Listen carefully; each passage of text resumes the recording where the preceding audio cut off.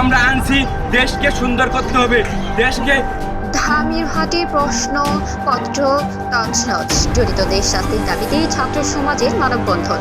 বিস্তারিত থাকছে সহকর্মী মুজাহিদ হোসেনের প্রতিবেদনে।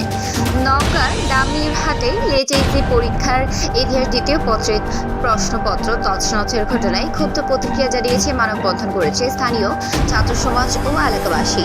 শনিবার 21 জুন দুপুরে দামিরহাট উপজেলা পরিষদ চত্বরে এই মানববন্ধন অনুষ্ঠিত হয়। মানববন্ধনে শিক্ষার্থী, বিভিন্ন সামাজিক সংগঠনের প্রতিনিধি ও ছাত্রনেতারা অংশ নেন। জড়িতদের দ্রুত গ্রেফতার ও দৃষ্টান্তমূলক শাস্তির দাবি জানান।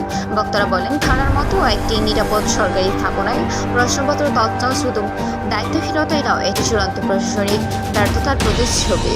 যারা দায়িত্ব থেকে নিরাপত্তা নিশ্চিত করতে ব্যর্থ হয়েছেন তাদের আইনের আওতায় আনা জরুরি। উল্লেখ্য, 18 জুন রাতে দামিরহাট থানায় সংরক্ষিত এইচএসসি পরীক্ষার প্রশ্নপত্রের ট্রাঙ্ক খোলা অবস্থায় পাওয়া যায়। ঘটনার পরপরই 2 পুলিশ সদস্যকে দায়িত্ব থেকে প্রত্যাহার করা হয় এবং জেলা প্রশাসনের পক্ষ থেকে 3 সদস্যের একটি তদন্ত কমিটি গঠন করা হয়।